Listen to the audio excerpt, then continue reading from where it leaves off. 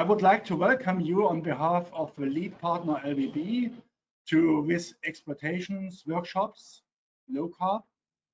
It is knowing that this meeting is now taking place online and not in our town Leipzig, but I think we are professional enough and will master this meeting today. Our project's topics are current and will further advance our cities in climatic protection. With this in mind, I wish us a good online meeting, and I give a hand over to you, Wolfgang. Thank you very much, Ronald, for the welcome words. Yeah, also welcome from my side. My name is Wolfgang Backhaus from rupprecht-consult. As Cedrina showed, Marlene and me from Rupprecht, we will guide you today through this exploitation workshop.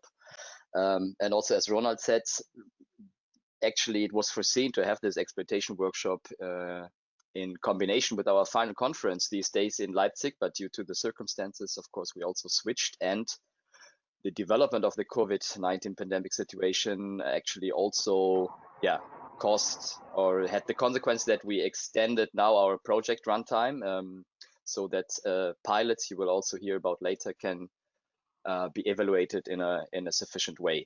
So our project actually now runs until the end of this year, 2020. Having a look quickly at the agenda, after my short introduction into the project in a few minutes, we will start actually with the presentations from our partners, where they mainly present what they developed so far in the project. And we are in the final stage.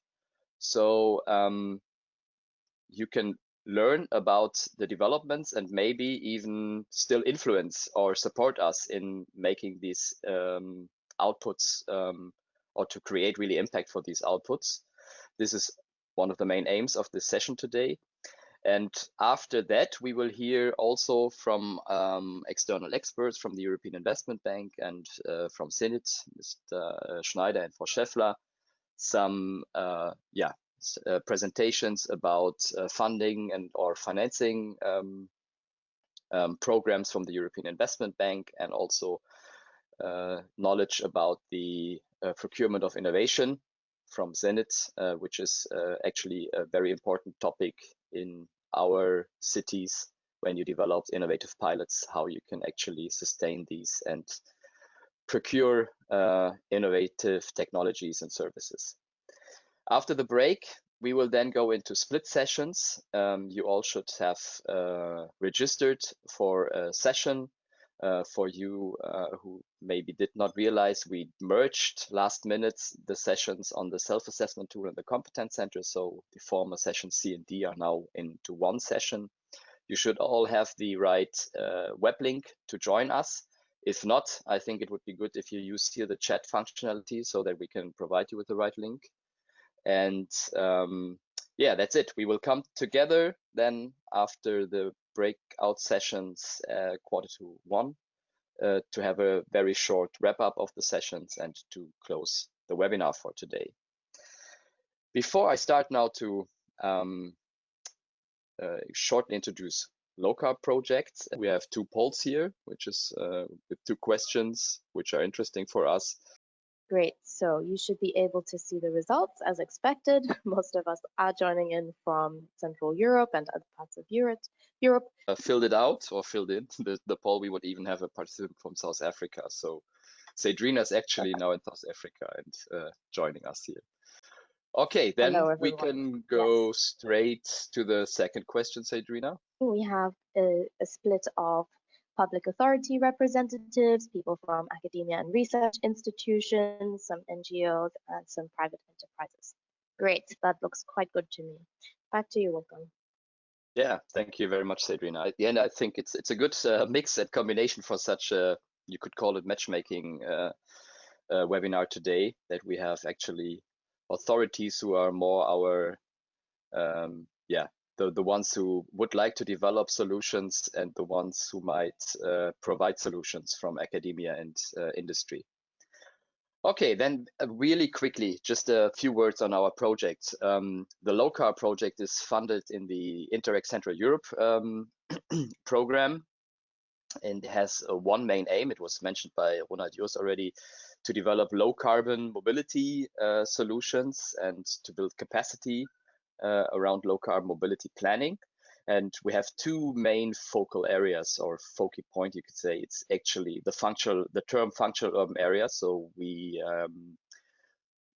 consider not only the urban area in a city sense, but also the surrounding communities, outskirts, suburbs, etc., which make the whole planning of low carbon mobility solutions more complex. So we're developing in low carbon more new institutional cooperation, organizational schemes, but also new governance approaches, and develop also new tools to do this.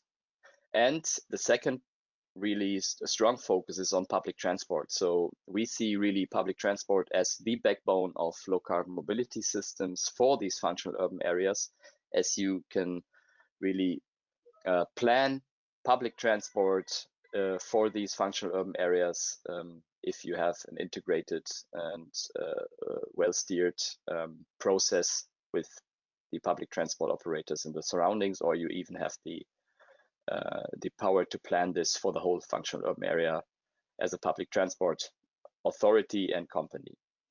So we are 10 project partners. Mr. Jurs already mentioned where all these partners are coming from. You also will hear from them later during the session, so they can present themselves. We are, of course, focused on the Central European area. And in terms of, if you go to the next slide, Wolfram, or do I have the power? Okay, thank you. In terms of our outputs, we have several outputs which are more on a strategic and action plan level. So we develop new strategies on what I said, new governance models to plan for functional urban areas, low carbon mobility solutions, new collaborative development, and also a more focused topic, which is actually the importance of data to plan low carbon mobility systems in a functional urban area, where we will also create a strategic approach. Then we have the action plans. This is actually a main focus. Oh, sorry, go back, please. We have a main focus also of our presentations. You will hear parts of our action plan developments from the cities, and tool developments. You will also hear later about this. And we have several pilot applications. You will also hear about these pilots later. If you go then one slide further, please, Wolfram, and click once more. So actually, if we consider a sustainable urban mobility plan process, and you might be familiar with this SUMP cycle graphic, where are we actually in this phase with our partners?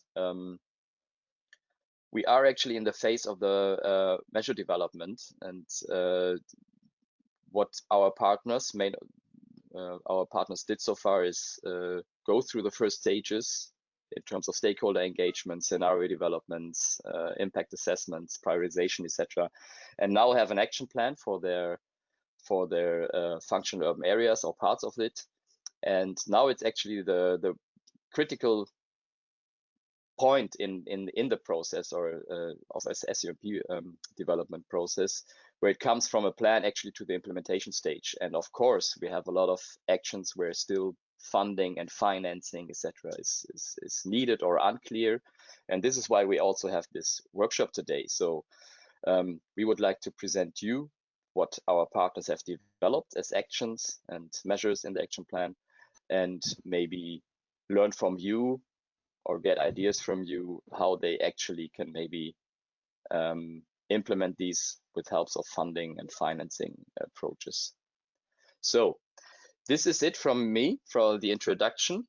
Very shortly, why are we doing this? Of course, we would like to enhance the project's impact by let's say, exploiting or making the results and outputs more usable, and implement more actions and measures through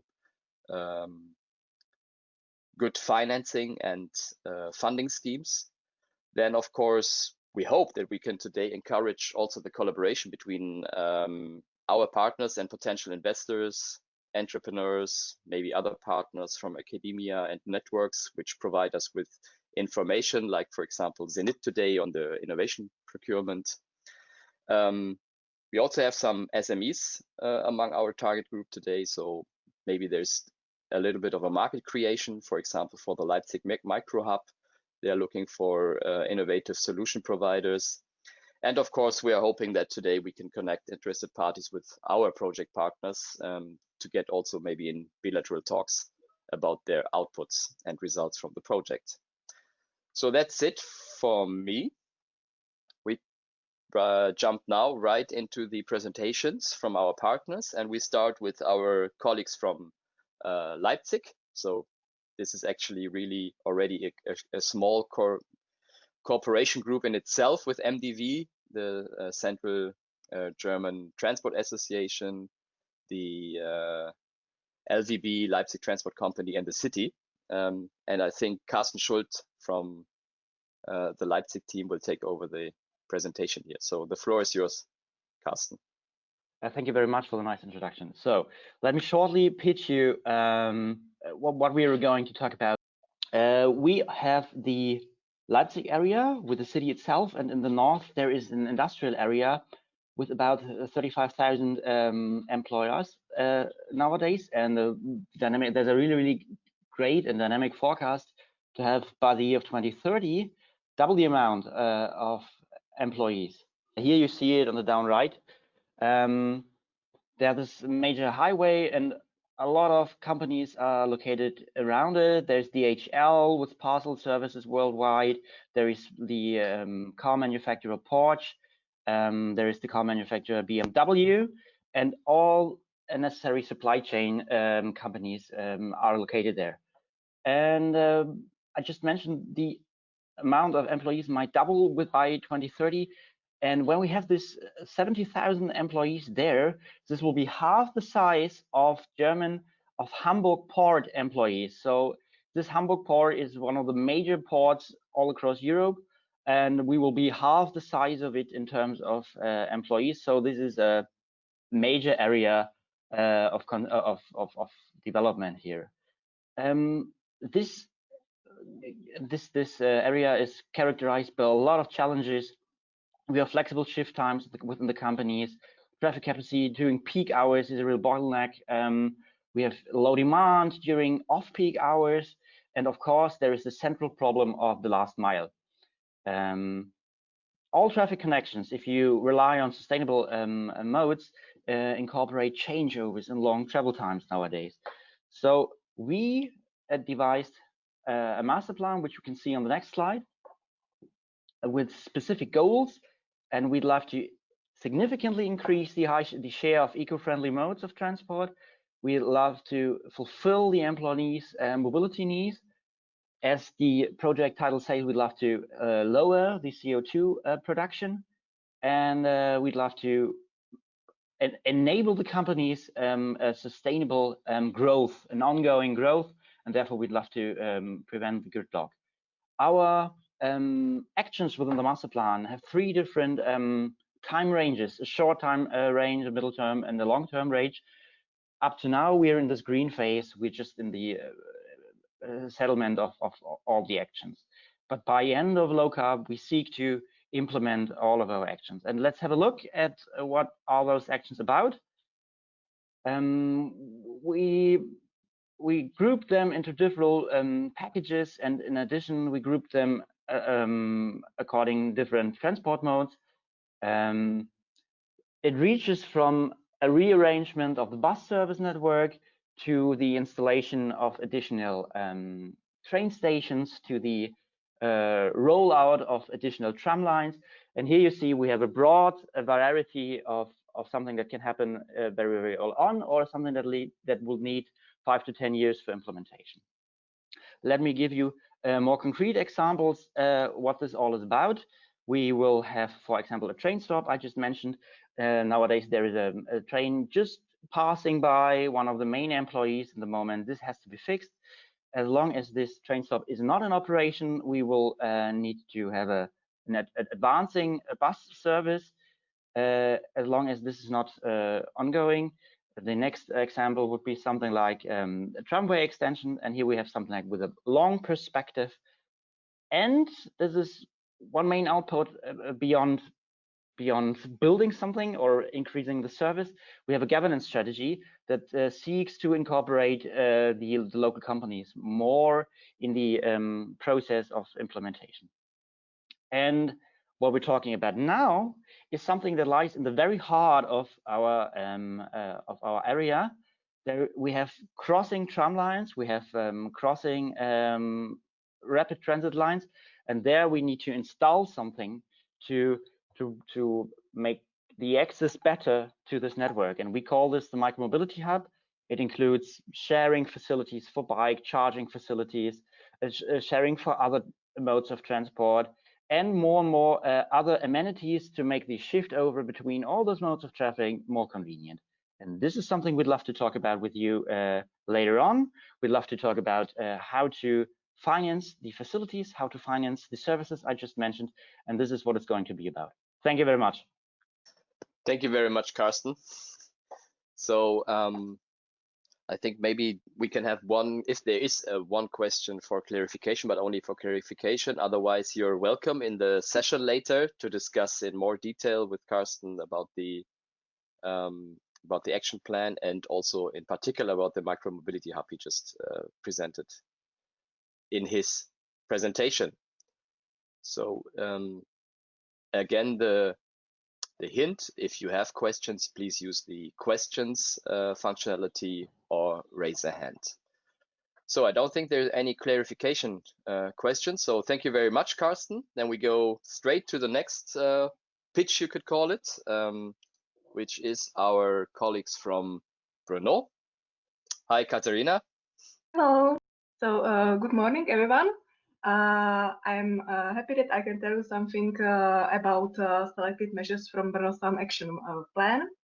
I am working as project manager for this Low-Carb project in Brno. So during our Low-Carb project, we develop some monitoring tool. And this monitoring tool contains measures from action plan. Currently, there is action plan 2020, and we are preparing action plan for 2021. And also there is a stack of some measures for years 2023, 2030, and 2050. And yeah, here we are. We have pictures from our monitoring tool. You can see that all information are in the map. So it helps us to see all information not only in Excel sheet, but also in the map, what is planning or what is realized.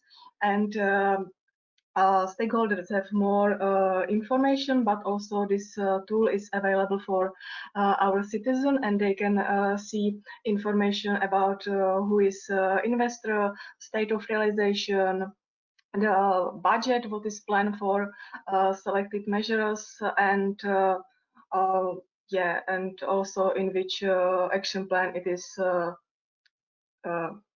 done. And it's help us for better monitoring, coordination, and involvement of stakeholders.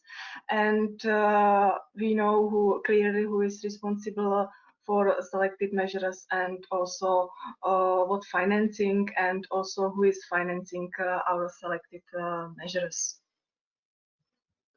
So when we think about measures from action plan, we discussed with my colleague who is responsible for SAMP, and we chose these three measures that we would like to implement. They are already in SAMP, but there are some, we can say, delays or problem with realization. It's definitely extension of tram lines to Stranská Skála.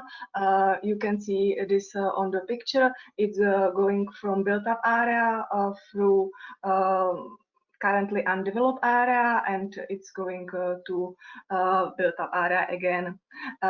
It is in master plan for years, really for years, but unfortunately some inhabitants built their houses and property in the line of this planned tram lines, and it's now quite difficult and big discussion between inhabitants. We have for these tram lines money and some budget from a financing program, and we should realize this tram lines until 2023, but now it's not the question. We have to deal with these inhabitants and then try to find some money. The other measures are creation of park and go and measuring points of cycle paths. I think that I can switch to other slide and tell you something what keeps us from implementing. It's always some financial problems or find some possibility of funds. We realize some park and go and measuring points of cycle paths, and now we are looking if it's possible to find also some funds. And with this, it's necessary to do some feasibility study and find ideally land where is no problem with property. In the best case, to find land which is in property of city of Brno, but it's not always the case, and we have to deal with property problems. So at the end, definitely it's necessary some political support, but because these three measures are in a SAMP, in approved SAMP, we have this politician support. It's always the case of financial things. We try to find some money in a budget of the city and also in other funds. And in case of extension of tram lines, yeah, as I mentioned, it's a problem, and I think that our public transport company, with cooperation of the city, try to deal with the situation with local inhabitants to find some solution and build extension of tram lines. So yeah, thank you for your attention. And it was my presentation.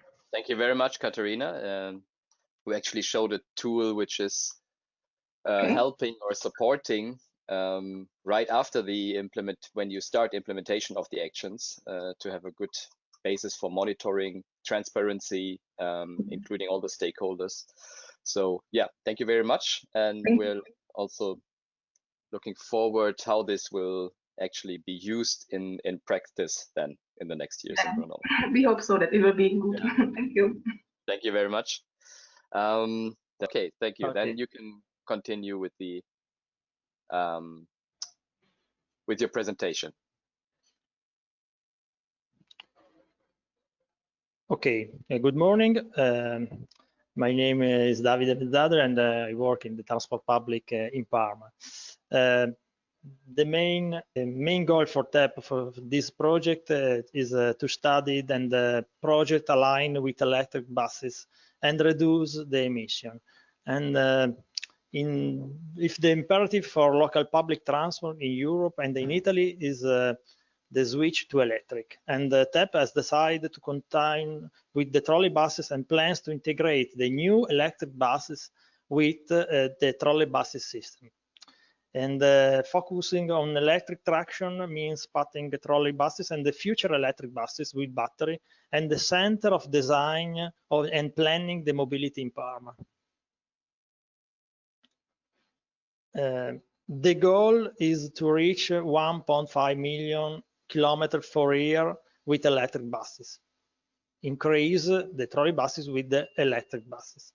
For this project, the line we choose is the number 8 because it connects the central part, the station, and the peripheral part. The route is long 10 kilometers, and the stop times is 6 minutes.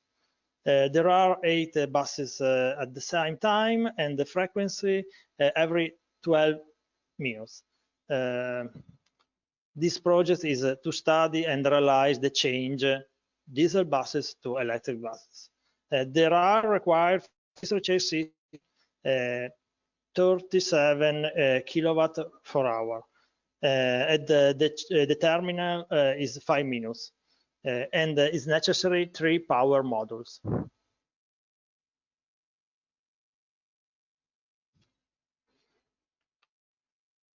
During this project, we update the layout of the terminal, and this is a picture of for new mobility hub with point of recharge. The design of the terminal stop with a new layout that includes the bimodal recharging system infrastructure, the private car and the transport public.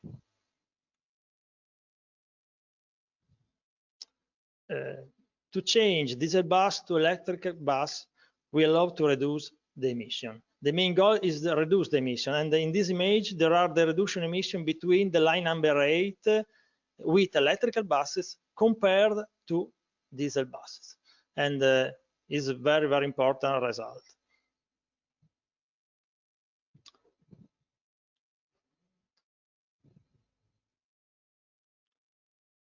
We want to increase electric kilometers, and we want to increase recharging and the bus stop. We want to be part of change from diesel to electric battery, because is change step by step is very, very important, and step by step I sure that the goal is realizable. And we will test the integration between new e-mobility, electric mobility, and the existing electric infrastructure. We want to test possible merge between electric buses and the trolleybus system. We want to show power station is possible, but we want to show the electric recharge, but in this case, we will test the possibility merge to trolleybus system and electric bus system. What keep us from implementing? But the first point is the high cost, because the electric buses is high cost, are high cost, and the high cost of recharging system. The mobility plan is in progress, and is difficult to program the change when the plan is not blocked. This point is a problem, but I think it's possible to obtain the result and the main goal in this project.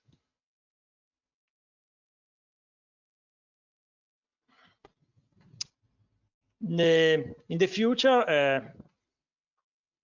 I hope increase events about the electrical system, because this point change the idea of people and the municipality, and it's very, very important to connect other person in this project. And for this project to change in electric is very, very important. Increase fund for investment in electric buses. Thank you. Thank you very much, Davide, for these insights. Okay. Yeah, actually, further electrification is a clear goal in your sustainable urban mobility plan in Parma. And we heard here an example, which is not really a list of measures developed in an action plan, but the colleagues from Parma clearly identified one pilot measure, which would be the electrification of a line, which is served by diesel buses so far. But Davide mentioned one very important aspect, I think, for Parma. With the existing trolleybus network, you really have already an asset in terms of electric public transport. And there's also a question to you, just coming from Nathaniel Tan. I hope I pronounced it right. Actually, the integration of battery electric buses into the trolleybus system, and let's say merging the systems, or yeah, make them one system approach. How do you consider this in Parma? But we test the merge to the electric system trolleybus and the electric system with electric bus. But it's possible merge to substation electric. But we, in the next month, they test the recharge online. Mm-hmm. Okay. But I think more and more, actually, we see that the possibility of having trolleybuses equipped with batteries and going off wire, and maybe then combine it with opportunity charging at other spots, is making the systems much more flexible in the future. Yes. And I think there will be a high integration of electric battery bus systems into trolleybus systems. Okay, thank you very much, David. Thank you. Given Sure. David's presentation, we'd like to know very quickly what type of modes of electric transport is being operated in your city or region. So quite a distribution here again. Seems like a good mix of different modes. Yeah, it would be interesting to hear. We don't have the time, but if 50% answered none, if they don't consider themselves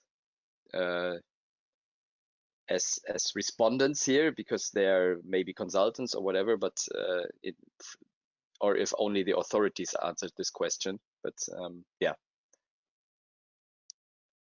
Let's go to the next poll. Here we go. Which electric bus system is operated or maybe currently being tested in your city or region? All right, that seems quite interesting. Nebosha, are you there? Yes, can you hear me? Yeah, fine, perfect. Then we continue with your presentation then, please. Yeah, okay, thank you very much. Okay, so I have the screen.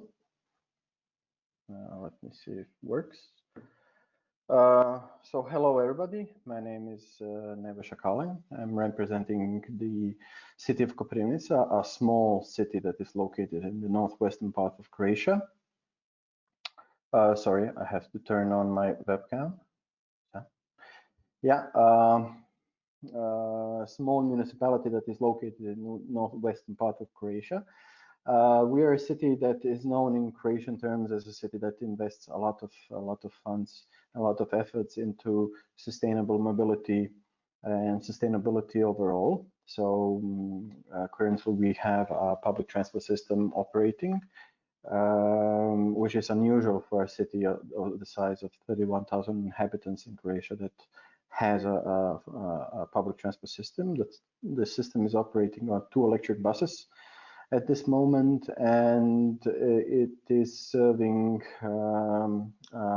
the city of Koprivnica mainly for the needs of the students, because we have the seat of a state university here in Koprivnica. One of the big problems that we had during the implementation of our public transport system based on electric buses was the infrastructure that was needed for the charging of the electric buses. Since we started the operation in 2015, 2016, the technology then in Croatia, not in the rest of the Europe, but in Croatia regarding electromobility, especially in public transport, was not so developed, and we had difficulties regarding the establishment of a good charging system, good charging points for the buses, which is essential for them if we want to have a consistent and a successful public transport system operation. So basically what we did in the scope of this project, is we have started to develop an innovative small-scale public bus station. So the idea of the public bus station was that it should be a place that could accommodate the 2 of our electric buses, and that could make the electric buses we see it as a storage for the electric buses. So the bus station would have the following elements, will have the following elements. First of all, this is it has a small scale PV system, a battery storage system. It also incorporates charging facilities for electric vehicles, i.e. the buses. So the main idea is that overnight we have the buses stored at the bus station, and they will use the energy stored in the battery storage system for for charging the electric buses. Also, the bus station incorporates e-bike terminals that also use the energy stored in the battery storage system, and it has also other usual public bus station elements, urban equipment, etc., etc. So it will be at the end of the operations a fully functional public station, bus station that will have these additional elements, so charging stations and PV energy generation, etc. So the station is located, will be located at the university campus grounds in Koprivnica, and will serve as a starting point for all the operation of the public transport system in the future.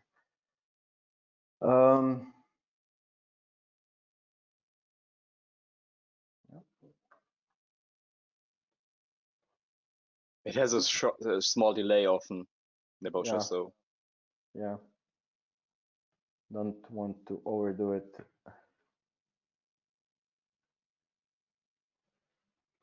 Okay.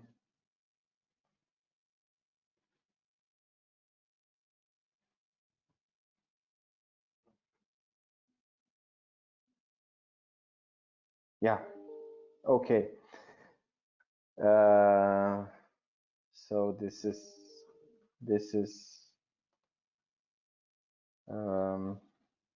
what measures do you want to realize after the end of the low-carb project?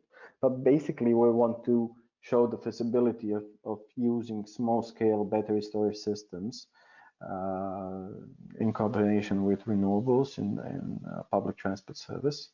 So one of the key issues that we are dealing here in Koprivnica, not only in sustainable mobility or electromobility, but also in housing sector, is creation of microgrids and small energy generation places where we can produce and consume energy. And one of the goals of the station was that we have that we incorporate that into our public transport system. So the station is set up in a way that it can expand. So we can expand an installed storage system and the PV system. Currently, we are in the position to use 5 to 10% of the energy that is consumed by the buses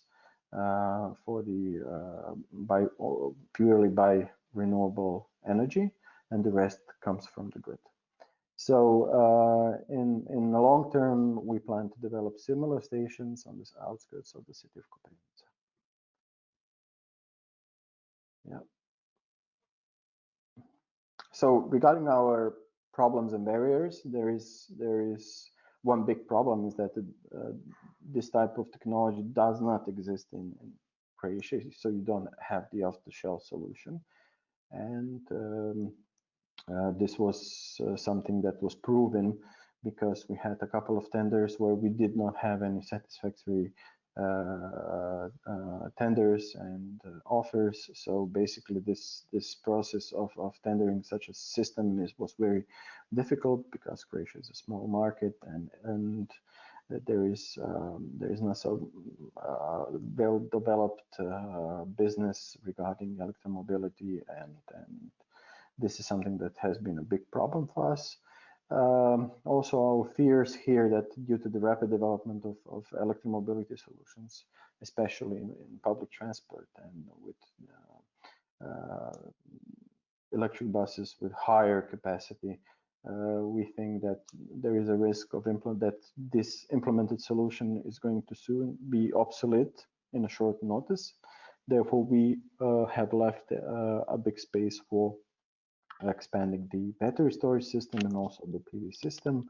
And also one of the big problems here is that the COVID crisis is making public transport at this moment less attractive, and also the costs of developing and implementing such a system, especially for a smaller community, are rather high.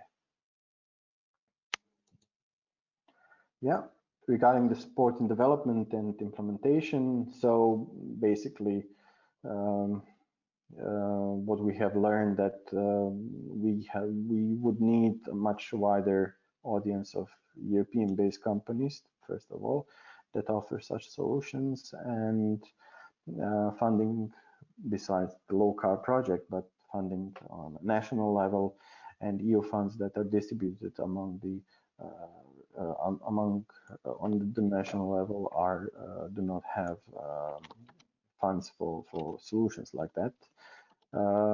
And yeah, support would be good help in the dissemination of the idea of functional charging facilities for small public transport systems. And yeah, this is it. Thank you for your attention. If you have any questions afterwards, you can contact me on this contact. Thank you very much. Welcome. Yes, thank you, Nebojša. Yeah, I think you raised some interesting questions also in terms of financing small-scale innovative projects, and I'm quite sure maybe also our external experts from European Investment Bank and Zenit might come back later to these questions. So thank you very much. And yeah, actually, Nebojša mentioned it. The delays in the investment realization in Koprivnica are one of the two pilots which are delayed now, and why we have the extension of this project. So we're all looking very interested to Koprivnica, and we'll see how this smart mobility station will look like then in reality. So I understand that Małgorzata will now take over the presentation for the municipality of Krakow. Okay. Good morning to everyone. Today I will talk instead of Łukasz, who unfortunately cannot take part in this event. I will talk about our pilot action in Low-Carb project. The first pilot action is our bike sharing cargo system. In December 2019, we implemented our first hub for reloading goods from delivery van to cargo e-bikes. The spot is located at Ogrodowa Street. You can see it now at the picture. This is the place with good access to restricted traffic zone of Old Town. So it is dedicated mainly for suppliers who, by using cargo e-bikes, can deliver their goods not only until 10 a.m. But during the whole day. This spot consists of two parking spaces for delivery vans with length of 10 meters and two parking spaces for cargo e-bikes. The spaces are dedicated only for users of this system, and you can leave your car on the time of unloading and loading goods, and also for extra 60 minutes of the time of rental of a bike. For this spot, we bought 5 cargo e-bikes, which are adapted to year-round use with capacity of 80 kilograms. And we also wanted to implement a second hub, but unfortunately there were some problems. The first location that we chose is still a construction site, so we cannot implement it. And the second one didn't get the approval of our Department of Urban Traffic engineer. So now we have only this one located near the Old Town area. After the implementation in December, in February, we had a meeting with stakeholders, and I have to say that there was a quite great interest about this topic. We discuss the problems, to discuss the idea with stakeholders, especially with fresh fruit market suppliers. This was in February, and we have some plans, but unfortunately the pandemic happened. In this first period, we also modify some procedure connected to using the e-bikes because it was necessary to introduce some extra protection against theft and devastation, and only pre-verified users now can use the e-bikes. If you want to rent a bike, you have to fill a form available on our website. So this was our first pilot action. The second one is regular e-bike sharing system, which we are going to implement. And at the first, we planned a system consisting of 5 stations and 50 e-bikes. On this slide, you can see the location of the station which we planned. 4 of them is located in Krakow, 1 in Skawina. And in March we had a tender, but unfortunately it was cancelled because no offer arrived. And after this time, the pandemic happened, and we didn't take action because of some restriction connected to sharing system. And now, when we are slowly getting back to normal, we announced the second tender, but we slightly changed the idea of the system.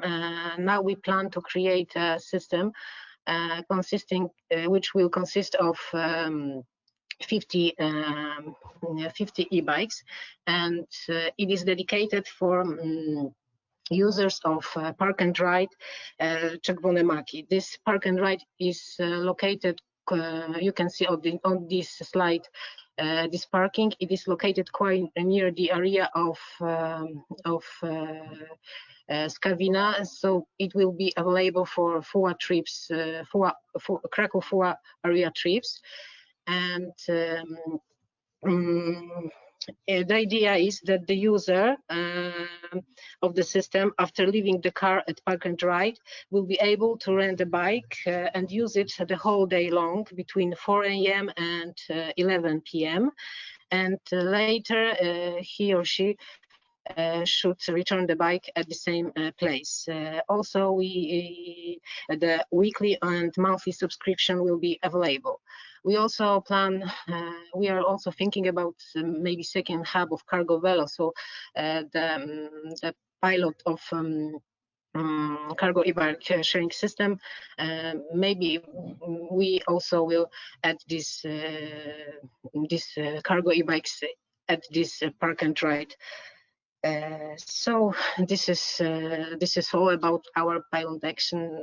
Thank you very much for your attention. Thank you very much, Goshata, for this presentation. Yeah, this actually, here in this case, the COVID-19 situation hit us very hard, and we had to delay this whole process. And meanwhile, even the whole bike sharing systems have been shut down on national level in Poland during the pandemic situation. Yeah. So yeah, we're actually looking forward to see if there will be offers. I think next week is the deadline, and then we can see how we can continue with this pilot action for Krakow. Yes, thank you. Okay, thank you very much. Company operating trams and trolleybuses in Szeged. Here he is. Okay, thank you, Adam, and the floor is yours. Good morning, everyone. Thank you very much for the opportunity. So this presentation is about our experience in low-carb workshop, and so we are a public transport company operated since basically from the last century, and we started the trolleybus operation in 1979. So Szeged Transport Company is a 100% municipality-owned company who is currently the operator of the electric public transport modes, which is roughly 50% of the public transport output of the city. So we have 44 trams and around 60 trolleybuses, but also our company is operating the city parking system and the sport airport. So we are going hand in hand with the municipality, and the reason we joined this, the reason why we joined to the Low-Carb project is basically we are looking for extension of our trolleybus network, and the municipality has a functional urban area which is developing rapidly due to the industrialization of this area of the city. So this industrial area is this is Szeged. So Szeged is the city of 160,000 inhabitants, which is a relatively compact city in the city center, but in the outskirts near the highway connections, there is a rapidly developing area which is currently underserved by public transport because of its development. So the municipality asked within the Low-Carb project to do extensive research in the public transport usage. So basically, we are creating as SUMP for this local functional urban area, which is the industrial center. This was done last year through the Low-Carb project. There is, for example, one example I have shown here in the lower corner, which is basically the heat map of the travels from the city to this area. We can see which are the main parts of the city who wants to travel this area. We also had some remarkable results. For example, we have seen that there is higher than average public transport usage in this area, which was not a known fact before, which we can understand because it's a longer distance travel. It cannot be done so easily by bicycles, for example. Szeged has a high share of bicycle usage, around 20%. 36% is the public transport usage, but in this area, it's more than 50%.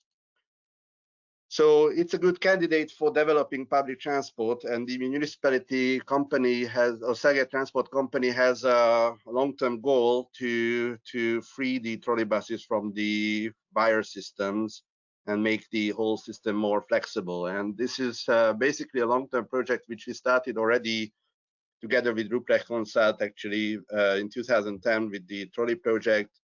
We had several national and European funded development of the electric network and the feeder system. We had also some trials, and now we are developing in different projects. It's Trolley 2.0 project, hybrid trolleybus, which is something hybrid between an electric bus and a trolleybus. I don't want to go to details, but the point is that that we are. I think every conventional trolleybus network operator has to look forward to how to use the existing catenary system for charging facility for electric public transport, because it's easy to buy now electric buses in the market, but it's very difficult to put down charger stations and charger systems. So every existing electric network, which is specifically designed for usage of transports, which is a high energy or high energy consumption or high output needed, it's also suitable for charging electric buses. So specifically, what we want to do after the Low-Carb results, what we want to implement in the future is the extension of the existing public transport network. So you can see here that this is our area where these developments of the university, shopping areas, but also industrial areas, you can see. And this is now the end point of the trolleybus network. and we want to extend one of our trolleybus routes with battery mode without big infrastructure development to this area, which now we can see that this is probably feasible because there is a PT demand, and there is going to be increasing PT demand due to the development of the industry and development of this area. We are looking forward for the next step. So the next step would be to start the extension for the to this project, which is we call not we want to go from the experimental vehicle trials to an experimental operation. And what I mean by that is not enough now to prove that this concept is working, which we are already working on it, and there are also already several nice examples from throughout Europe, in several, and also in China or in Brazil or wherever you can see now the spreading of this idea of using the Trolleybus catenary of e-bus charging stations or charging systems is spreading. But nobody has now the operational experience. So this is one example in Dinia. Solaris has already put out a similar hybrid trolleybus e-bus hybrid using the existing trolleybus network as a charging system for this vehicle. But there is no e-bus system and no hybrid trolleybus system which has the long-term operational experience. So if you want to do a proper feasibility study for a long-term operation, nobody knows exactly what is the actual cost of this operation. Battery systems are still evolving. Long-term experience is lacking also for all the electric bus system. Nobody really knows that what is the lifetime of these electric buses, what is the lifetime of the batteries, which are not the same. So we were aiming for this previously until March 2020. We thought that we have a national governmental decision for this this experimental operation line with a few buses or for just to reach this area. But unfortunately, this national funding was withdrawn in March 2020. So if you want to look for the future or the supports in for the future, so the municipality and the public transport, it goes again hand in hand. But we need in the future some sort of financial mechanism to do this development for the purchasing of the vehicle, and that small amount of infrastructure which is going to be to basically join the trolleybus network through some minor changes of the network, but no large-scale development. So this kind of support has to take into account that, again, we are looking for experimental operation. We don't know, we cannot give you exact numbers for any feasibility study. And we have to also take into account that we know that the operational costs of electric transport is still higher than diesel costs. And the reason is that, of course, there are many external costs which are not taken into account by the diesel operation. But of course, this doesn't really help on the day-to-day operation of the public transport systems, where we cannot do anything with external costs. So we look for support, any way to make this project to the next step, from an experimental trials to the experimental operation for 4 or 5 years. So that was my main message. Thank you very much for listening. Thank you very much for the presentation, Adam. I think Szeged is always a good example how you can actually make use of European funding and financing in terms of development further your public transport systems. But we also can see that for a pure zero emission electric system, it's still a way to go, and it's still exactly a high challenge. Yeah. Okay. Thank you very much, Adam, for this. Okay, thank you very much, Martin. This floor is yours. Sorry for being a bit late. So hello everyone. Let's see. Can you please okay. So I'd like to present you our project about which is the pilot line, the first pilot line of clean bus in Scandinavia, internal bus. So the main goal of this project was to show that running that kind of a line is possible, because before that it was like considered as impossible, mission impossible to run that kind of a bus. And this particular thing comes from our mobility plan, in which we have this point about rerouting our bus lines due to the fact that we are now trying to build the whole transportation system upon the skeleton of the railroad. We have 2 lines in Scandinavia, so now the buses are supposed to work as a feeders to the park and ride facilities and mobility hubs around on the railroad. So that was the main goal. Unfortunately, due to the ongoing construction on the railroad line, we had to somehow change the whole idea, and we came up with this idea. So we'll connect all the major spots in town, and then we'll gather the people, and this internal line will go around. So this line connects the main points of interest, basically. So main market, cemeteries, hospital, biggest settlements, and from some time the Scandinavia mobility hub as well, because we have a limited service of trains as well. And the other goal was to connect schools, the primary schools in Scandinavia, to provide the children with the alternative to the parents' car. Unfortunately, due to the COVID situation, we had this point. I mean, the line connects the schools, but as there was no school at that time, we couldn't do the proper research and to figure out if it was working or not. And the bus was supposed to be free of charge to everyone, and the length of the project was in the very beginning a year, but we end up due to some organizational difficulties in the 6 months of testing. The whole project was started with the extended research. So this is the bus going around town.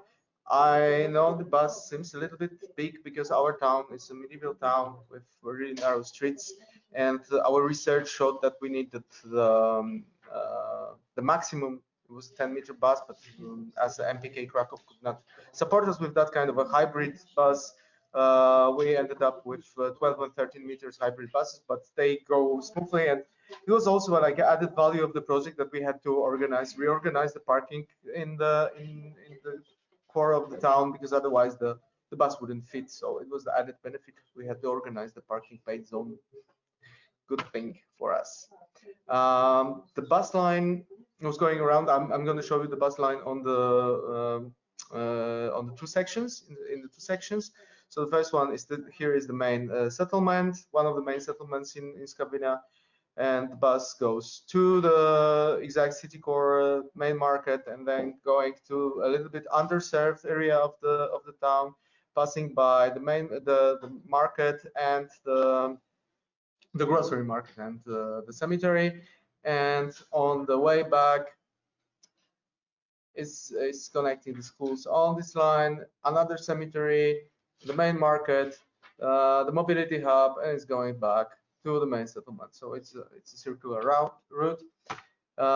With the high frequency in the very beginning, the frequency of the line was 20 minutes, but then due to the COVID situation, we had to scale it down a little bit, and we had only one line, one run per hour. It was not that bad. Of course, it was not optimal. The 20 minutes was really cool, but we had also the feedback from the people that maybe it was too frequent, and like half an hour frequency would be better. So we have some ideas for the future. So basically, our challenges right now, our main goals right now at the end of the project is to keep the line alive. The line will most probably stop working. I mean, it will stop working at 90% at the end of the project, because we cannot support it financially anymore. So that's the biggest issue now. The other thing that we want to do is to optimize the existing service, because also we have some input from the citizens, and also the citizens from another parts of town are demanding that kind of a line. So this is a kind of a huge success, even in time of COVID, that people want to have that kind of a service. Of course, I guess that the thing that is free of charge is also playing an important role in that, but so the fact itself that the people demand a bus line, it's pretty important in that size of the city, because Skawina is a pretty small city, only 23,000 inhabitants. So this is quite a big thing, and therefore we want to scale it up. We've been thinking about making 2 or 3 lines out of it, like in different areas of the town, and also to find a way to make it financially sustainable. I'm going to talk a little bit more about it on the next slides. So basically, this is the bus on our mobility hub. The things that are keeping us from implementing those things can be grouped in following groups that we have. The main challenges. The main challenges, I'm going to speed it up a little bit in terms of support that we need, because I've grouped it here in the main 4 groups. The first thing are the challenges that can be described as financial challenges. So our main challenge is the financial sustainability and the general lack of funding for the public transportation in general in our municipality. We have quite an issue with that, and we have to optimize, we have to cut the frequencies, shorten the lines, etc., etc. And the issue with fares, because as I said in the very beginning, this line was free of charge, and I think that a very important factor in this line being quite popular was that it was free of charge. So we ask you for your opinion and support in terms of how can we get this line financially sustainable for the internal bus line. Are there external funds for that kind of operation available somewhere in EU, or maybe not in EU, some other grants? And another thing is maybe we can find some novel financial modes to make this line function. So this is the first group. The second group is the group again, the operational difficulties that we have. Nowadays, this line is being operated by MPK Krakow due to the agreement taken with ZTP Krakow, but we are not sure if this is the most optimal way for us. It has a lot of benefits, but we constantly face questions mostly from the municipal council. It's too expensive, and maybe it's not optimal. Maybe we should have our own operator, or maybe we should ask some other operators to do that. The cooperation with MPK Krakow and Krakow ZTP Krakow is really obvious to us, and we really value it, because we are part of their metropolitan area. We are part of the unified ticketing system. We are part of the schedules and everything, so it runs nicely and it's really good for our citizens. But maybe when we are talking about internal bus lines, it's not the point. So we have to analyze that. That's why we'd like to ask you following questions. Is that reasonable to consider another public transport operator to enter the local internal market? Or maybe we can organize one by ourselves. Maybe this is feasible. Another factor or another thing that we're thinking about is how to cooperate with the small local bus operators, like private buses. They are going all around the place, and to put them into the general public transportation system. Maybe we can just base the whole system on them instead of figuring out the new ways to organize it. The third group of issues and challenges that are stopping us from implementing can be related to the COVID-19 situation, because even before we had some difficulties funding the lines existing, with the COVID situation and dropped ridership, we are losing the arguments from our hands. to keep the lines alive, because basically the ridership dropped like 80% more or less. But interestingly, it has not dropped on this internal line. This is pretty fun fact, that we had the low ridership and it's still low, but it has not changed a lot. Even weaker support we have now for all the lines, and we don't know what to do with it. And we are also aware of that the COVID-19 situation, the whole pandemic situation, is raising the costs due to the operational costs, due to the necessity of sanitizing the buses, and also mostly due to that, and also that the lower ridership means lower income from the fares.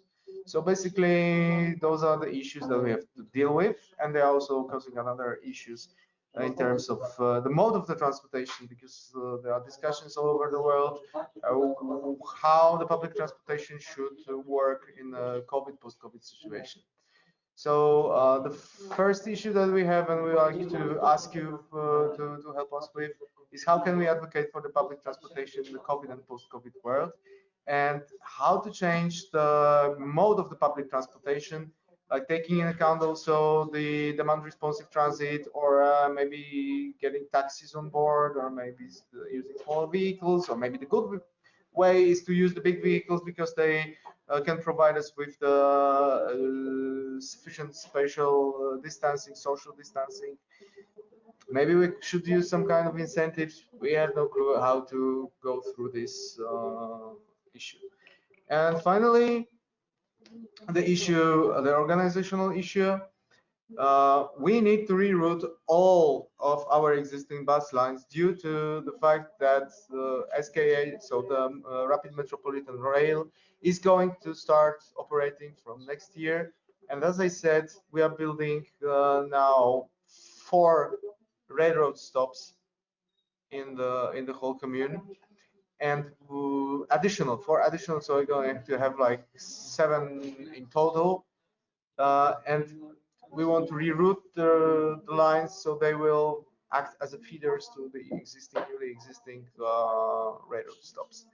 And this is the thing that we have to do regardless of anything. But now the Metropolitan Rapid Rail has limited operations, so we don't really know how it's going to play out. So this is kind of a difficult part. We should, I guess, leave it to some scientists to figure it out. So first of all, the questions that we have to you is, how do we communicate the change in the system to our citizens? How should we proceed with the participatory system, participatory process? Because basically in Skabina everything goes through the participatory process. We are very participative commune. Everyone wants to take part in the decision process. So this is, on one hand, is perfect because this is the way the things should be. But on the other hand, this democratic approach is causing a lot of problems when you want to change something, because all those classical issues like not in my backyard and stuff is like multiplied. The other thing is the reliability of the railroad company, which is like non-existent at the moment. People don't trust that the line is going to work, so we are also not sure what's going to happen. Like, we reorganize the whole public transportation around the railroad system, and then they will cease to function, which was the case, for instance, in Silesian Voivodeship a couple of years ago, where there was exactly that kind of an issue happened there. And the other thing is, how much of the existing system should we keep, as the big chunk of this system is connecting Skabina with Krakow, and now this is the main connection, public transportation connection with Krakow, not the railroad system, and people are really used to it. So that's the final question that we have. So basically, those are our issues. Thank you for your attention, and yep. Thank you very much, Maciej, for this very detailed description of the situation, and I think it clearly shows the problems in closing the gap of public transport systems from urban cores to the hinterland and smaller communities. With all the relevant questions you raised, and also for the future, what are actually options? You mentioned demand responsive transport, etc. So I think this will be very interesting. And if you would like to discuss these questions with Maciej, join him in his breakout session later. And otherwise, of course, you can address all questions here, and we will forward them and can be discussed also later with Maciej. Okay, thank you very much. We are running a bit out of time due to some technical problems. Maya and Marlene, the next speakers, I would like to ask you to really just show in a minute, actually, what we will talk about later then in the breakout session, because we have a lot of time in our breakout session then to also explain the system. So maybe really reduce it to 1 to 2 minutes that we can have a break soon. Okay. Thank you. Okay, then I will be very short, and then we will discuss everything later. So, hello everyone. My name is Maya. I'm from University North in Koprivnica. I just want to tell you something about Competence Center in a few words. So, a short project presentation. What is actually a Competence Center? It is a web-based platform with the main objective to help the cities and wider regions in the development of their SUMPs. How? By providing information, support, exchange of experience, and trainings. We imagined the Competence Center to be a central platform where you can find different links to all the relevant databases, tools, platforms, websites that are related to the development of sustainable urban mobility plans. Our Competence Center contains different news and good practices from Central European projects and other European countries, as well as all the Central European countries' SUMPs, as well as the links to relevant databases of SUMPs, but we will see it all in our breakout sessions later. And also we wanted to create a place where you can find all the tools and resources that you need to really develop your sustainable urban mobility plan, or to have some teaching materials from different topics in the urban mobility planning area. So this is what the Competence Center looks like. Just a few slides, then I will show you some of the categories, but again, I will present everything later in our breakout session. So this is the good practices, where you can search good practices throughout different filters. All the tools, teaching materials, guidances, funding opportunities, experts, you can find everything on this one place. And we also included some tools that were invented through this Low-Carb project, like SUMP self-assessment tool that Marlene will talk about in a minute. Then also Ricci and SUMP monitoring tool, as well as we have all the links to Civitas tool inventory and other teaching materials such as Mobility Academy and Civitas Learning. So again, more about the Competence Center later. I just wanted to highlight some of the issues we have with the Competence Center, which is the sustainability and maintenance of this website or of this Competence Center after this project ends. That is our main question. How do we get the financial support for the maintenance of the Competence Center, and also for the content for the Competence Center? We had some ideas how to really maintain this website. One idea was to provide different content from different interested parties such as CiviNets or national task forces that can provide us with content. We can share them later on the Competence Center, but an open question is still how to get the financial support.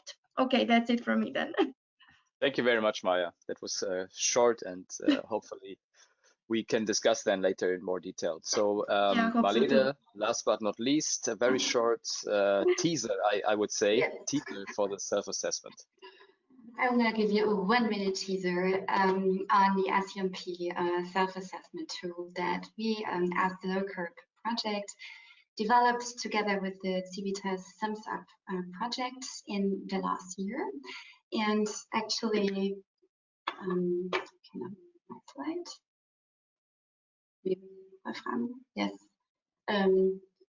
Okay, we just stick to this picture and I explain you very shortly what I will talk about, also together with Wolfgang in our joint breakout session too. So the SCMP self-assessment tool is actually a tool that you will find online. It is a resource that helps planners on the local level to understand where they have strengths and weaknesses in their sustainable urban mobility planning process.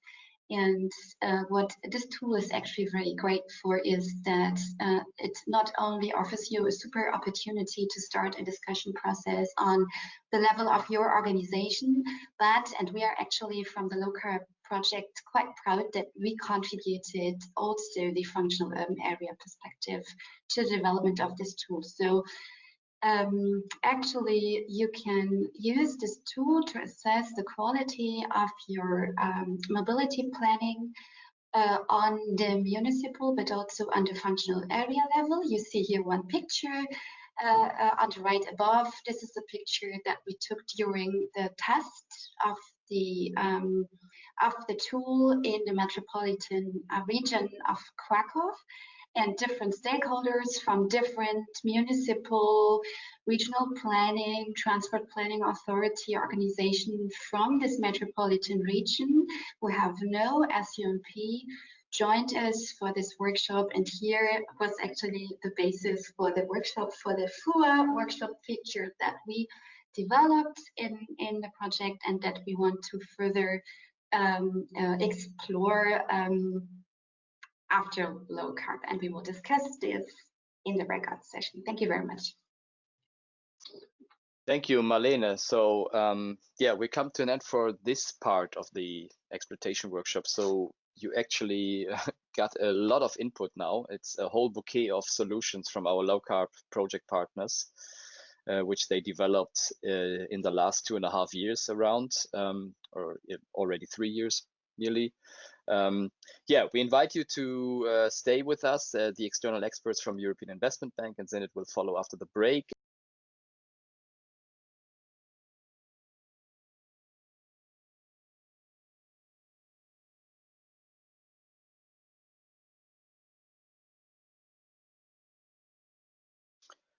Okay, welcome back. I hope you all had the time to get some fresh air maybe, or a coffee, tea, whatever you just needed. And now we're going back the agenda then to the part of our external experts. First of all, I would like to ask Joachim Schneider from the European Investment Bank to give his presentation. Thank you very much, and good late morning to everyone. I'm Joachim Schneider, working at the European Investment Bank. Within the EIB, I'm working for a technical assistance facility by the name of Jaspers. I'll get back to that later on. The types of measures you have investigated and promoted within low carb corresponds to core measures in the transport and the urban transport field in relation to climate action. And therefore, it's very much in the core of the EIB's activities, also in defining and developing its role as the EU Climate Bank. My colleagues have not been able to attend, unfortunately, this webinar, your webinar, because we have a large scale webinar to consult with our stakeholders. What I want to present is the technical assistance we provide at the European Investment Bank. But I would nevertheless like to, before doing that, explain the context of our work in this field. The issue is to reverse the trend of the CO2 role of transport, which still increases in as opposed to many other sectors of the economy. So that's a little less so for urban mobility, but it's still an issue which also requires action in the field of urban mobility. planning for modal shift is an important topic, which of course has to be based on sustainable urban mobility planning or strategies more generally, and ideally at the level of functional urban areas, as has been referred to several times today. This, the public transport, we totally share this assumption of the project as the backbone of a decarbonizing strategy in urban areas. But we also see increased role of non-motorized transport, mostly cycling, and I think this becomes increasingly also a relevant task in investment terms. The electrification of bus fleets and more generally of public transport fleets is an important topic in this context as well. I don't tell you anything new. As I have already mentioned, non-motorized transport is an important also investment topic, and then also urban individual motorized transport with the charging infrastructure requirements is an important also investment topic and topic of our activities at the EIB. And we have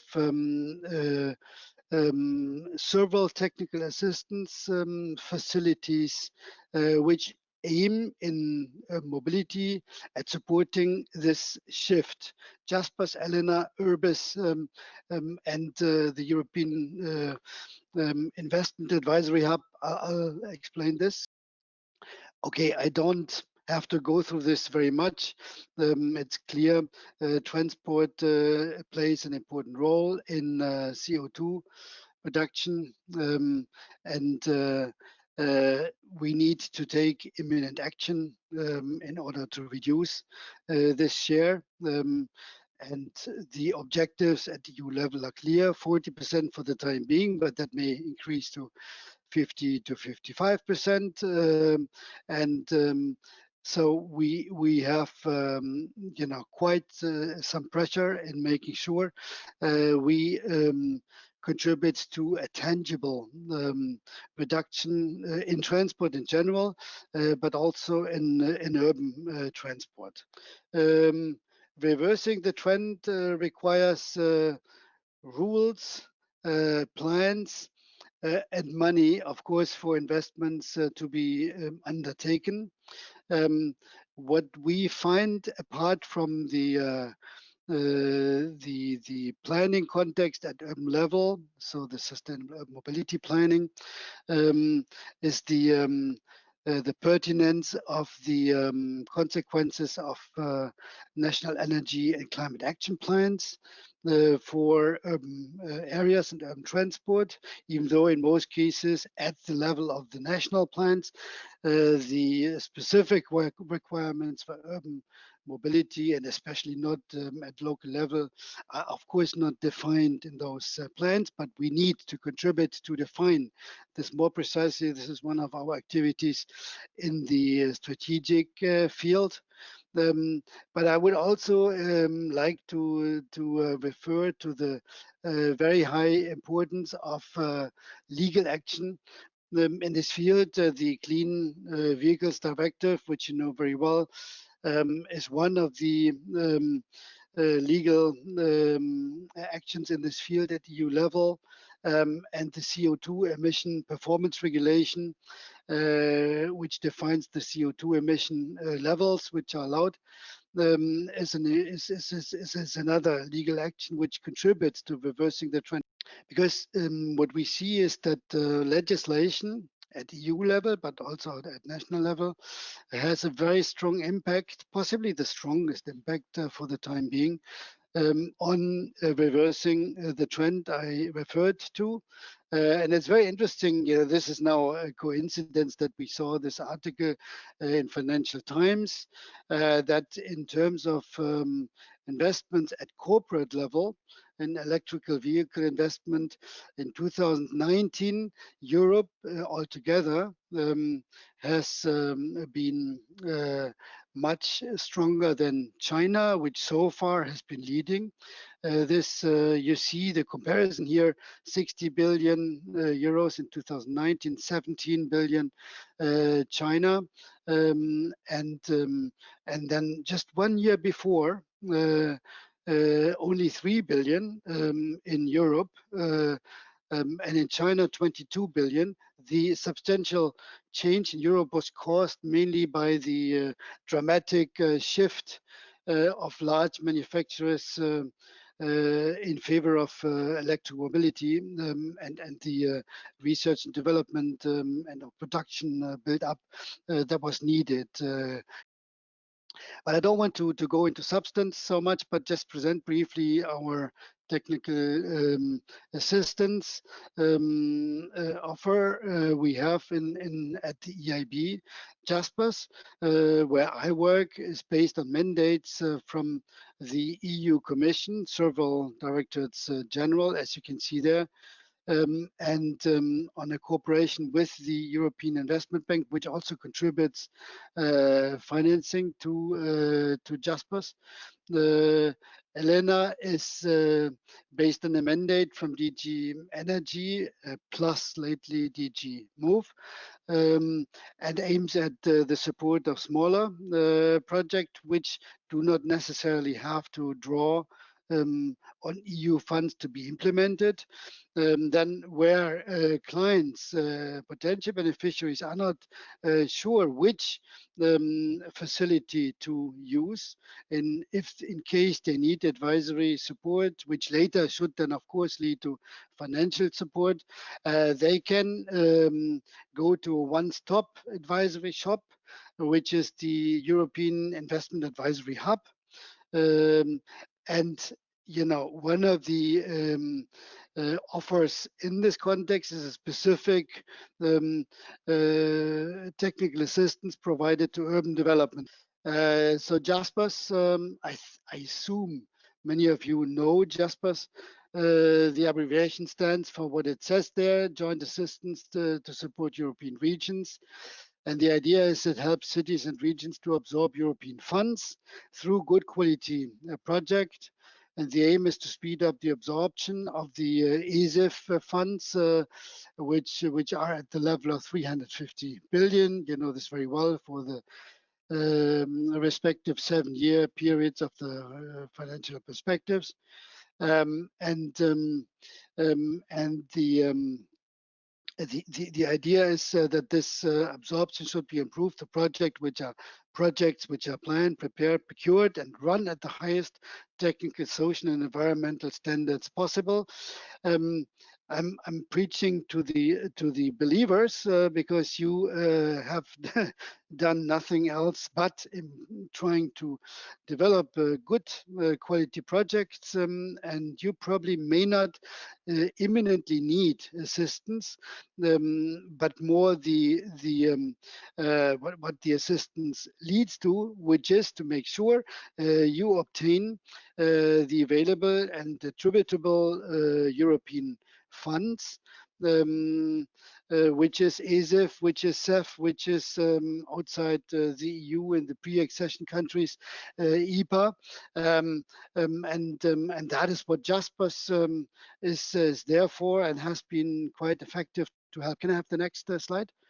So the support we provide is on strategic planning, is on the on support to promoters in preparing projects in areas benefiting from EU funds. So we have been primarily involved in Central and Eastern European countries, but that has extended further to Greece and many other European countries. You'll see the map in the next slide. Then we also aim at contributing both through the project work and through webinars, workshops, etc., to capacity improvements of administrations. We can help, and we help speeding up the EU approval process through carrying out independent quality reviews, which have a legal consequence. And the interesting thing is that JASPERS assistance to beneficiaries is free of charge. So here you have an overview of the countries we work in. The dark orange, I hope you see this color as well, relates to the initial countries we have been working in. The light orange is the EBA country context, and then the dark blue to countries where we have been providing assistance during the ongoing period, and then some of the new countries which are in light blue, where we have been providing assistance after 2014, sometimes quite intensely. Can I have the next slide? Yeah, okay, maybe just you don't have to go back, okay, but to do it.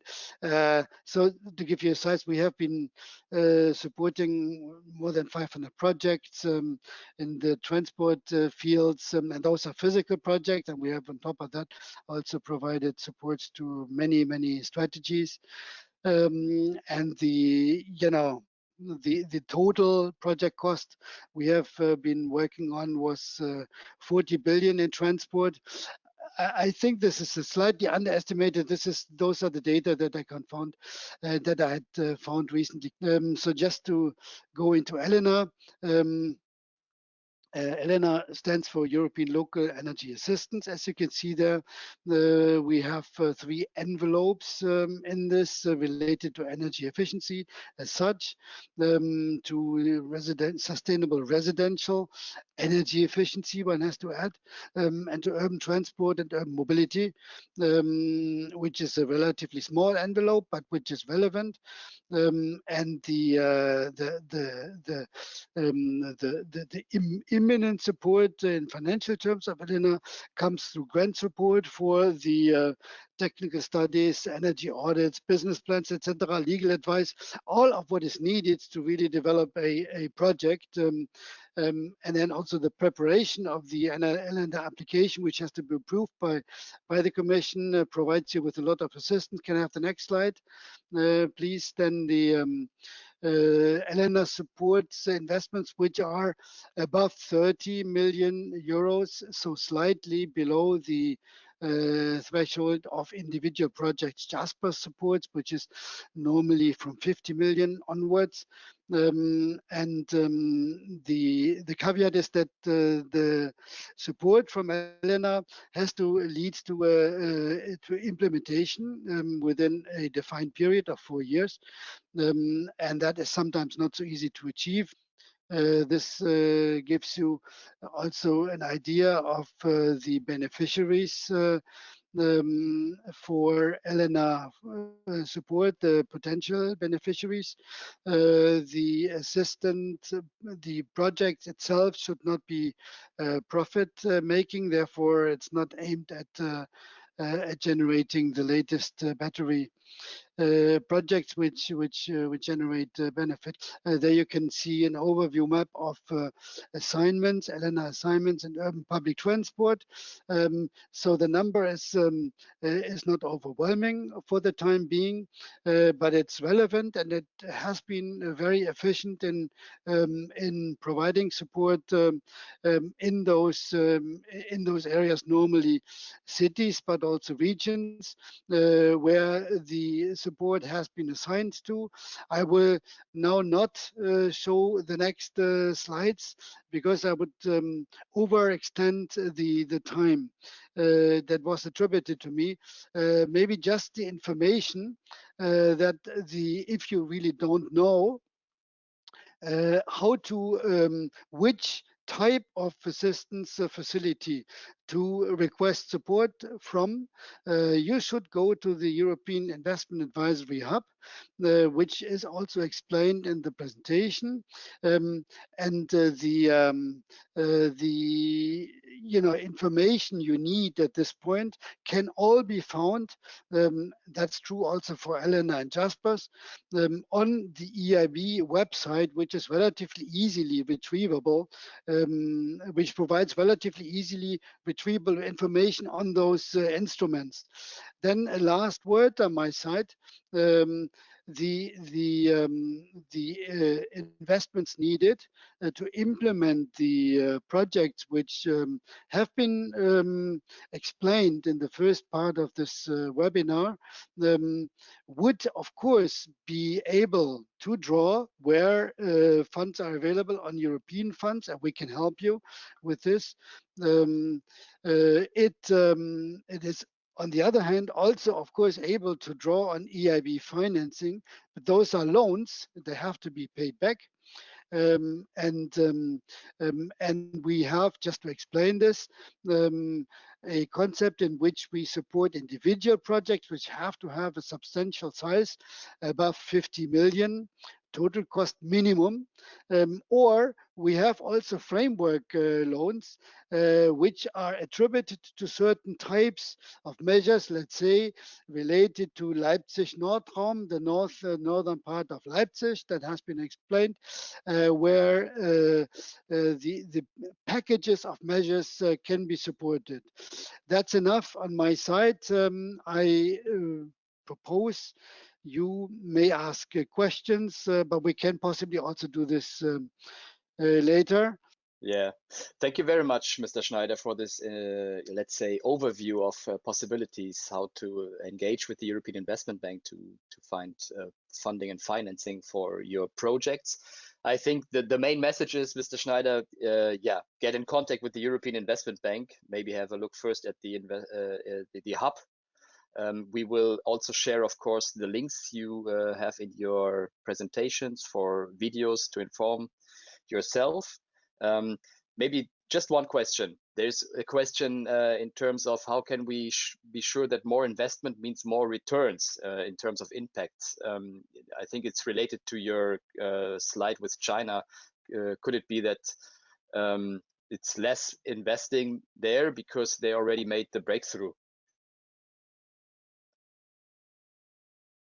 Well, yeah, it's clear that the fact that that we have invested more means you know, we had to rush catching up. So that doesn't mean we are now faster now. But I think all the, as I know, all the funding programs and financing programs of the European Investment Bank clearly has some evaluation criteria in terms of impact. So, for example, for Elena, it's really important that you have links to a local political commitment in terms of sustainable urban mobility plan as an evidence for a long-term perspective of investments. Yeah, we have two polls. Just, I mean, this is relevant for any type of support, both advisory, Jaspers or Elena, and project funding and financing. So insofar, you know, what you do here is a precondition for funding. Okay, then let's have these two poll questions, which you also might be interested in, Mr. Schneider. Maybe Sabrina, you can quickly take over. You can see them already on the screen. I just split here of a 30-60% towards no. So this will be a very interesting presentation, I think. And then our next question. Here we go. I don't know, Ms. Scheffler, if that is of any of interest to you. I think the first question really shows that there's still a kind of a knowledge gap regarding innovation procurement. This is why we are very glad and happy that Ms. Scheffler is with us and can inform us about these kind of procurement processes around innovations. And yes, we can already see you. Very good. Also hear you. And now I think you can also hear me. So good day to everybody, and thanks for the invitation to this workshop and for the possibility just to give you some maybe lessons on innovation procurement, but giving you some clues how you can buy more innovative maybe in the future. I'm the leader of the EU contact point for public procurement of innovation in Germany, and that is the one and only NCP for innovation procurement and the EU funding schemes that are up at the European Commission in this field. maybe some more centers will come up later. I will do today is just to give you a brief introduction into what Zenit is doing, especially in the field of innovation procurement, give a short, brief background on the EU procurement directive, and then give you some clues how to buy innovations, and give you also some hints on the legal procedures that are in the EU procurement law, just in order to have more innovations in the bids of your tenders. And then I will focus even only briefly on the EU instruments for public procurement. So Zenit was founded in 1984 by the Land of North Rhine-Westphalia as a public-private partnership. Our shareholders are still the Land of North Rhine-Westphalia, the regional bank, and an association of banks, as well as an association of companies. And we are called from the Land of North Rhine-Westphalia, from the ministry, the Europe and Innovation Agency in North Rhine-Westphalia.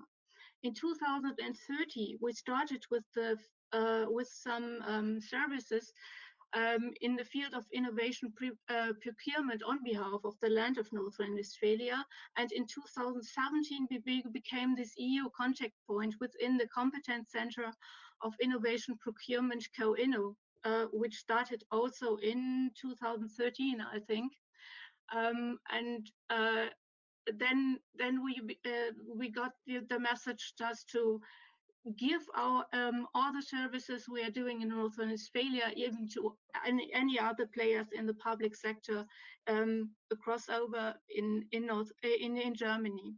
We are also partner in some EU projects related to innovation procurement. That is what one is the pre-commercial procurement project STARS, empowering patients by professional stress avoiding and recovering services in hospitals. And the next, I'm a bit fast with my mouth, is the network of innovation procurement centers in Europe, Procure to Innovate, that consists of 5 experienced partners and 5 that want to set up their competence center a bit more than they have it at the moment, or have it as a starting point. And the next is in autumn 2018, we started the InnoBroker project funded by GD Grow, which aims just to develop a model for innovation procurement brokers, just to set up services for public associations like need assessment, and in the field, especially in the field of market analysis and the identification of potential suppliers. We heard from Krakow, I think in the morning that there were no bidders to their tenders, and that is something what could be enhanced by getting early into touch with public suppliers. So let's go on with the background of the EU procurement directive, the new one. There's a lot of potential in innovation procurement in Europe and also the world. That is 14% of the GDP in the EU, that is about €1 trillion per year, that is going into purchase. And if you're looking around the world, there are some areas in the world where buying innovations is common activities to public organization. So in the US or also in Asia, there's a lot of money spent from public procurers just into R&D with suppliers, as well as purchasing innovations from the market as early adapters in the market, just to get in touch and to deal also especially with startups in this field. Especially in the US, this is also used as a public funding or venture capital for startup companies. That is really interesting, maybe. in the EU, they faced that we do have some societal challenges which have to be solved, especially in the public sector, like health, climate change, energy consumption, transport and security. And it is not necessary to focus more on innovation, even in public procurement. And so, so they started just to modernize the EU procurement law, to have it more flexible and more simple, and have equal procedures in any European country, and to have also better access from SMEs and startups to public tenders, and to foster strategic procurement in public authorities, just to have more innovative social and also environment protecting tenders coming up in Europe. And therefore, they changed the directive on a procurement law and set up 3 new ones in 2014. In Germany, they were adapted in 2016. I think in most of the European countries, it was nearly at the same time that they were adapted. So this EU law is meanwhile also national law. What should you do if you like to buy more innovations? You have to start for sure with your net need assessment in your organization, trying to find out what you are looking for. And like the presentations have shown in the morning, you've already done this. And you have to prepare a first draft of your need. And I think you also have done this. And the ones who are familiar with the open market consultation maybe also got into contact with some experts, did internet research, and searched in some databases for solutions that might be already on the market and fit to your requirements. The next, what is obligate in EU projects for innovation procurement, is to set up an open market consultation. You are obliged to open a prior information notice on chat and inform the market on your wish to tender an innovation solution. But be sure it is not self-selling that anybody finds this prior information notice or even your tender on innovation procurement on chat, because that is hidden a bit below other possibilities. But what you have to do in this open markets consultation is just to go into contact with experts, researchers, and industry.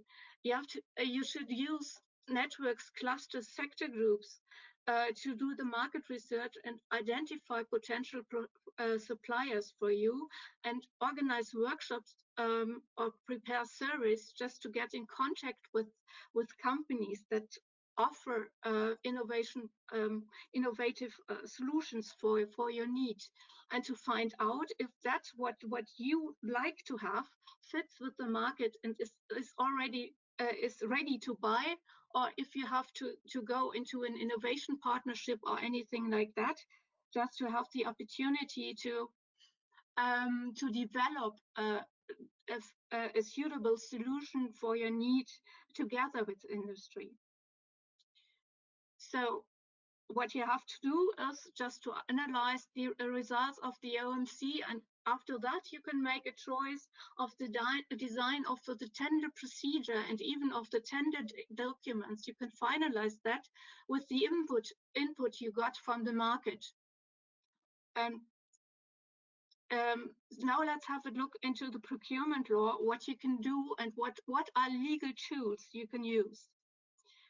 So with the new directive, the Commission wanted to give you the opportunity just to have more choices and easier access and better results in order to buy innovation. The new directive gives contracting authorities more flexibility, greater options, and new ways to procure goods and services.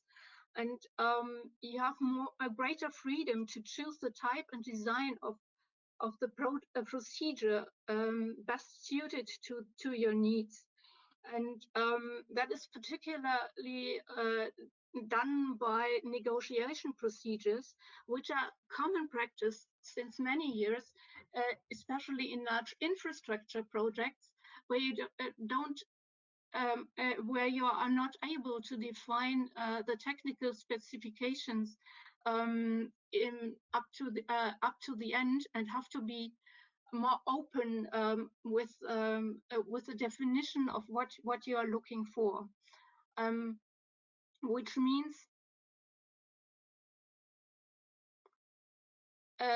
oh, that's the old. Is that a new presentation? Oh yeah, okay. I thought I changed some slides.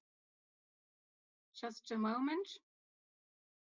So what you can do in the tender, in the design of the tender, in the procurement process, is just to have a look on the tender specifications, on the technical specification. Don't make them too tight. Widen them up. Just to give the opportunity to the companies just to offer innovations. You can design your eligibility and definition of qualification criteria, but not so so tight again, because in that case you will exempt a lot of companies from your tender. You can define the award criteria a bit more open, and have also a definition of execution terms in your tender. The most important tool which you should use in order to buy innovation is functional specifications. Just define only what you need and what you want to receive from the market without any technical specification. If you're telling in your tender, even by example, you want to buy a vehicle or a car, and that and give the example of a Toyota, you might get only bids that offer you a Toyota, and not any vehicle or car from any other company that offers different solutions. So make it really functional. In that case, you will get some more bids with other innovative ideas, and in the end, you will have not a pure price competition, but a competition of ideas from the bidders, how to solve your need, how to offer you a fitting solution. Another possibility is just to allow side offers. That is also a possibility for the bidders, just to show you that they do have other ideas about how to solve the needs that you have described in your tender documents. And what you can also use is a competitive procedure with negotiation. Just invite 3 candidates or more from the bidder side and talk to them intensively, just to get a clue what they are able to do for you and how it fits really with the needs that you have, and fit in with the surroundings in your organizations. And the next one would be a competitive dialogue or an innovation partnership. The negotiation procedure is something similar to a competitive dialogue, and the innovation partnership is something which you can use also to develop something new together with industry. Here's some more specification for competitive dialogue. Innovation partnership will go on in 3 phases. You have the competitive phase that takes place at the very beginning of the procedure, when the most suitable partners are selected on a basis of skills and abilities. the contracts establishing the innovation partnership are awarded using the criteria of the best price ratio proposed. That is also after an open market consultation that you are doing. And the next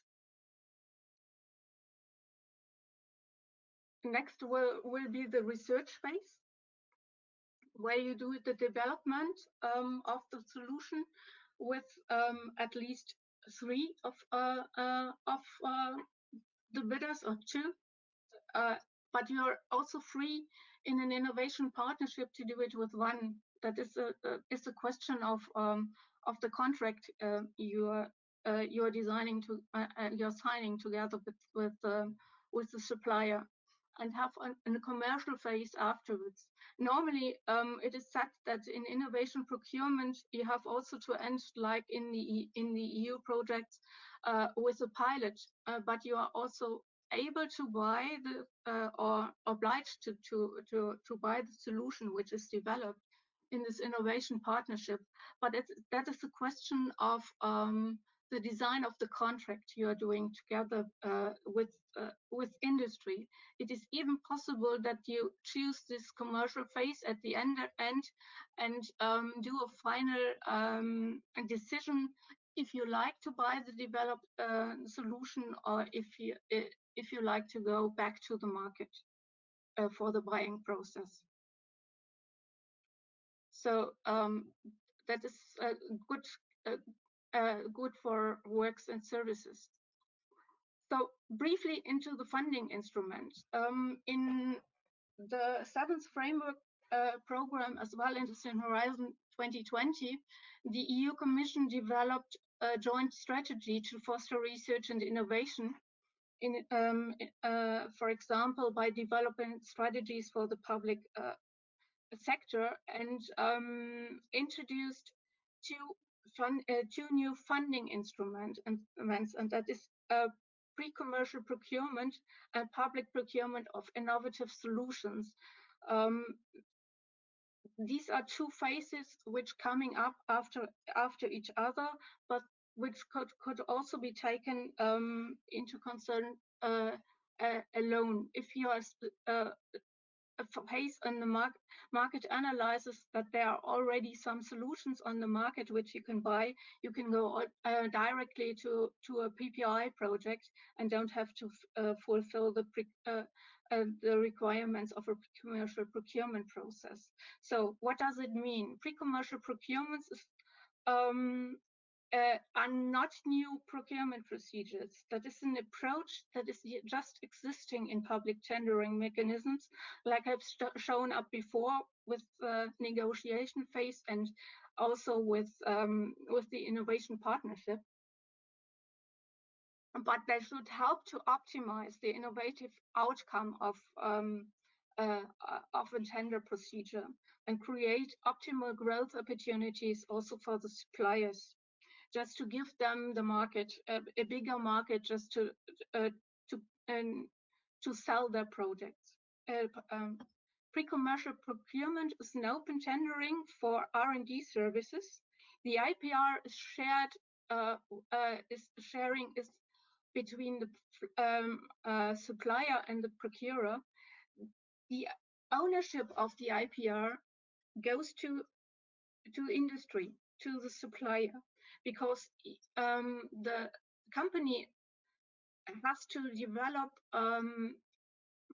the R&D until they have a market-ready product, which you are able to buy in the PPI phase. And like it is in an EU project, you have a joint procurement procedure here. The funding is 19% of the eligible costs, and 30% of the grant is for coordination activities in the project.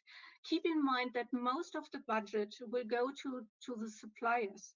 That is for the buying of the R&D services from the industry.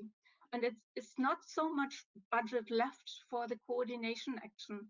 That should one keep in mind when you're going for the EU funding, that it is not a common EU project where you get a lot of money for your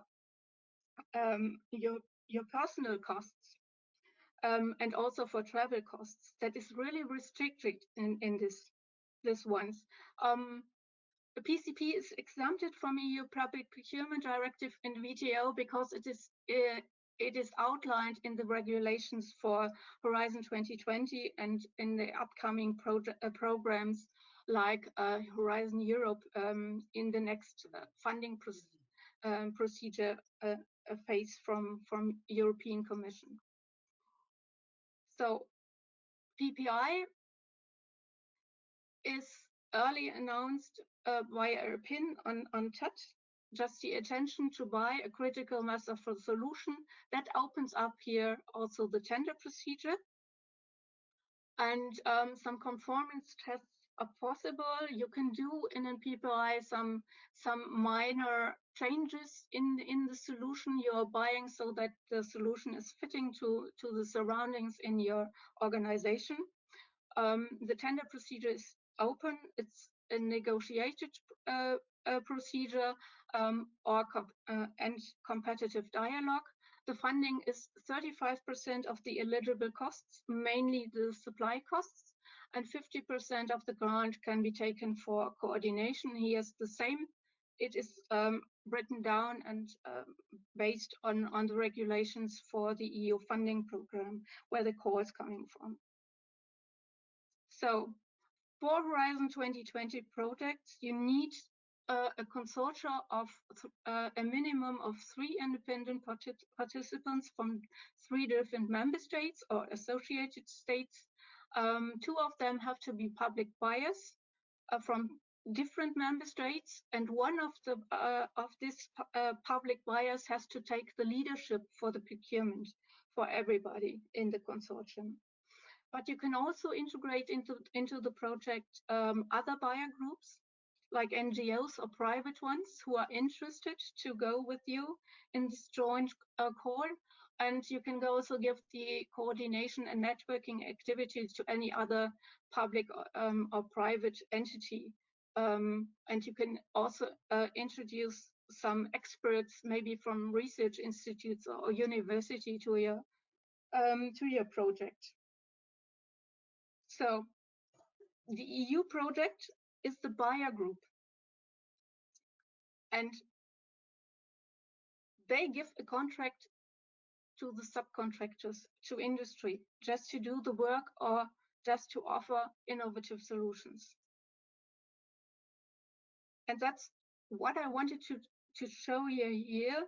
Then I have another slide at the end, which gives you an overview on the time scaling of a PCP project. Maybe that would also be interesting for you just to take a look on it.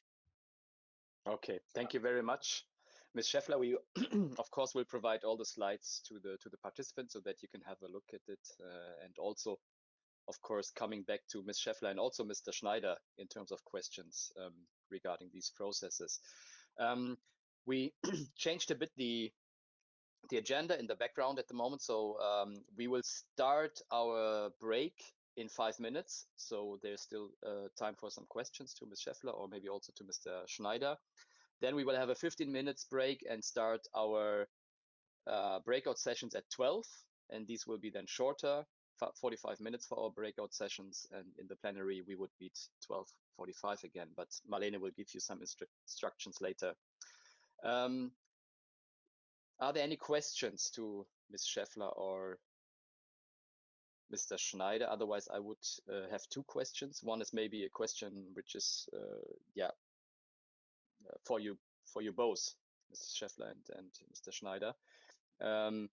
Is these innovation procurement projects funded on the European level, in terms of blended funding, is this actually something where this could be linked, for example, to JASPER projects, where more innovative pilots could be supported by such innovation procurement approaches? Have you ever linked already these two programs? If I don't know. Yeah. The question is also raised for me.